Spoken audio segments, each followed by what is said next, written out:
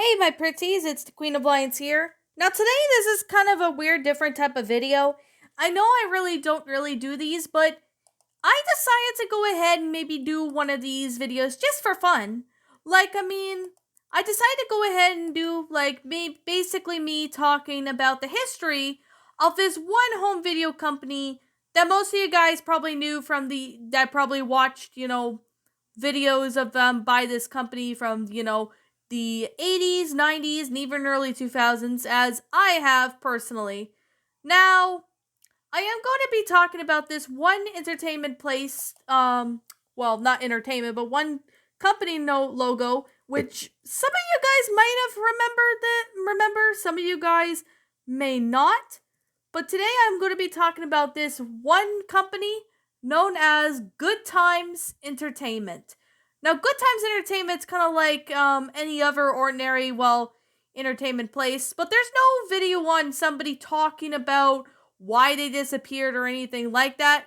So I decided to go ahead and, explain the reasons on why Good Times Entertainment shut down, what caused them to shut down, what were the issues when it went on in that time, and even to state the fact that there were some good movies that they did produce, but there were some not great movies they did not really, work out well. So, anyways, I think I'm gonna go ahead and get started on basically Good Times Entertainment. So, it was founded in 1984, because if you were alive back in the 80s, you would already know. It was an American home video company that originated at that time under the name of Good Times Home Video. Although it produced its own titles, the company was well known due to its distribution of media from third parties and classics that were founders of the company.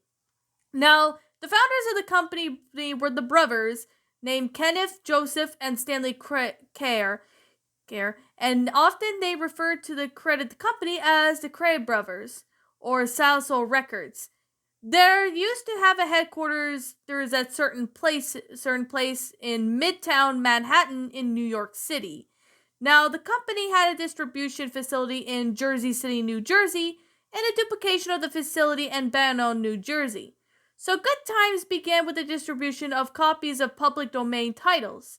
For the company also produced and distribution many low-priced fitness films, like low-budget films to specify it.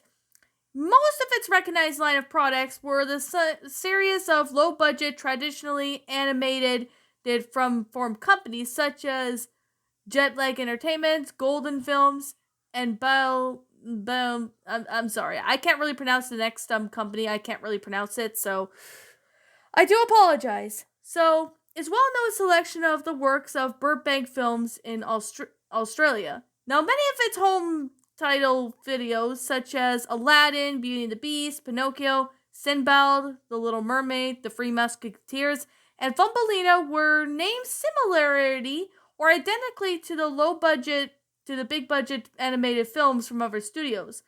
Though their plots were sometimes very different, and Good Times would often release these films close to the theatrical home video releases from other studios. But this was largely illegal, as most stories of the big budget films were based on the folk tales that have long been in the public domain, and even major studios had a little room to claim the executive rights or the stories of the main characters. So, shockingly enough, the Walt Disney Company sued Good Times in 1993 because of the videotape packaging closely resembled to Disney's. If you could take a look at some of these cases right here, some of the images you might find off of Google, type up Good Times movies. You could see how similar that they are in the videotape packaging resemble to Disney. That's an example. Allegedly creating a potential of confusing the customers or consumers into unintentionally purchasing Good Times title when instead they wanted to purchase a film by Disney. As a result, it ends up result of this being a lawsuit, which Good Times Entertainment was required to law print its names on top of all the feature VHS covers in order to clearly demonstrate the public at the large so this was not to be a blockbuster title as that would be purchasing. Despite these changes, however, Good Times continued to produce animated films based on the public domain knockoff titles. So in the 90s, they had expanded to the company to TG Publishing, diversion of the company that was published children's books under the Inchworm Press imprint. Expanding from home video distribution, Good Times founded its spin-off of the software as a way to distribute video games. So this company was sold to the French game publishers of Infogames in 1999. At the different times, Good Times was contracted by Columbia Pictures, NBC, HBO, Worldwide Vision Enterprises, Hanna-Barbera, and Universal Pictures, Paramount, and etc. to release inexpensive tapes of many of their films and series. In addition, Good Times received several compilations assembled from the public domain films, film trailers, and even earlier television programs by newsreels. Most of them were credited to the film's show and Inc. and etc. However, sadly though, in July of 2005, Good Times filed for bankruptcy as its assets were then sold to Guam, which is Guyam, which despite its closure in 2005, Good Times Entertainment produced a Time TV series called Woodland Warriors, a series that was edited a version of Pill or something like that, produced by the Broadway Video Animation Collector for Cartoon Network, works Tumizomi or something block in 2006. It was pulled after 2 episodes were aired due to the poor ratings and complaints. So, of course, Good Times Entertainment, the reason why we haven't seen a movie from Good Times Entertainment since 2005 was due to bankruptcy. It happened 16 years ago in July. Now, it was a pretty good company from the 80s all the way to, 2005.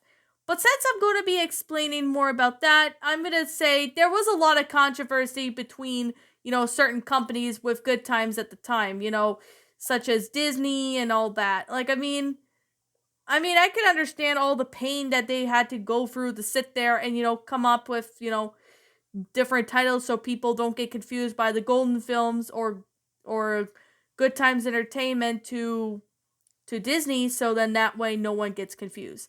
Now, the movies that they had produced are ones such as The Christmas Tree. They have produced certain movies, such as The Christmas Tree, David Copperfield, Magic Gift for the Snowman, An Angel for Christmas, Miracle in Toyland, Little Angels, Brightest Christmas, and Quigley. Of course, they made the best film that I've loved from that company called Rudolph the Red-Nosed Reindeer the movie. Now, that one came out in 1998. I have to say right now that when I first watched Rudolph the Red-Nosed Reindeer the movie as a kid, I honestly liked it. I know the Rankin Boss one did a pretty good job too, but I liked the one that Good Times Entertainment made too.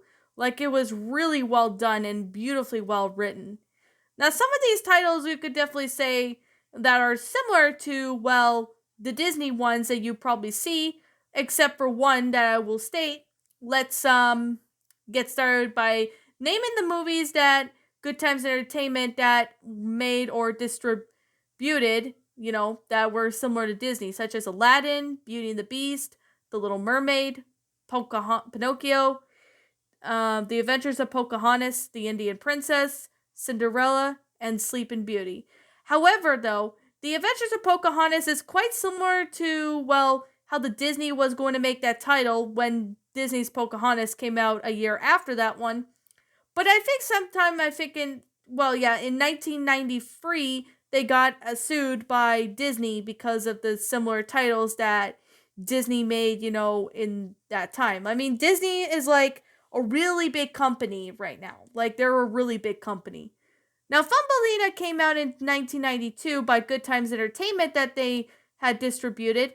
However, though, it wasn't really the same or anything as Don Bluth's version. I could definitely say I prefer Don Bluth's version of Thumbelina over this. With that being said, unfortunately, Lee, I'm gonna say this right now. Now, Good Times Entertainment is no more. I'm really sad that it went bankrupt in 2005. Will it ever be the same? No, it just won't be the same. But I would have to say all the movies that were quite similar to, Disney, except for, certain ones. The Rudolph the Red-Nosed Reindeer one, I have to say, was one of the best ones. I can definitely say was amazing. But Good Times Entertainment later made a sequel to it. Well, not really, but it's a sequel to like the original Rankin Boss one called Rudolph the Red-Nosed Reindeer and the Island of Misfit Toys. I honestly wish there was like a sequel to the 1998 Rudolph movie. I don't really think we'll be able to get that sequel, but who really knows? Maybe someone might make a fan made movie out of it. I would personally like that a lot. Now, of course, Guam or Gaia or Gia Mom or whatever you prefer to call it, as decided to take over Good Times Entertainment as they were filed for bankruptcy. So, unfortunately, with that being said, that's the history behind Good Times Entertainment. What did you guys think about this company that made, good films and some films that were kind of similar to Disney and all that? If you guys happen to, like any of these movies, let me know in the comments below because I would personally like to see and hear what your thoughts are on the comments below. If you don't like any of the movies, that's fine. If you like them, that's fine. But anyways, what did you guys think about this company and what are your thoughts on it as well as the movies that they had made or distributed? Did you all enjoy them? Did you not? Also, what we have done personally to help make the movies better or even the company better? Feel free to leave me know what your thoughts are on the comments below. Now, it's still unfortunate that they shut down like 16 years ago because they shut down in July of 2005. So, I know I already said that before, but I just thought, I'd say it again in case you guys are confused. But anyways, it's unfortunate that no one has made like a history behind Good Times Entertainment or at least explained the history about it and all that. So I thought, I go ahead and, explain the history on it. If you guys wanted me to make more videos like these, feel free to leave me know now in the comments below cuz I would personally like to hear what your thoughts are. So anyways, with that being the case, that being said, what did you guys think about this movie? Like, what did you guys think? Did you enjoy it? Did you not? Also, what you have done personally to help make the company and the movies that they made or distributed a lot better. Leave me now with your thoughts down in the comments below. I'm the Queen of Lions. Thank you so much for watching today's episode. If you're new to my channel, be sure to like, comment, and subscribe because I make brand new videos every single day. Don't forget to ring the notification bell when I upload so that way you guys will not miss an upload. And as always, I'll see you all in the next video and roll the outro because I'm out.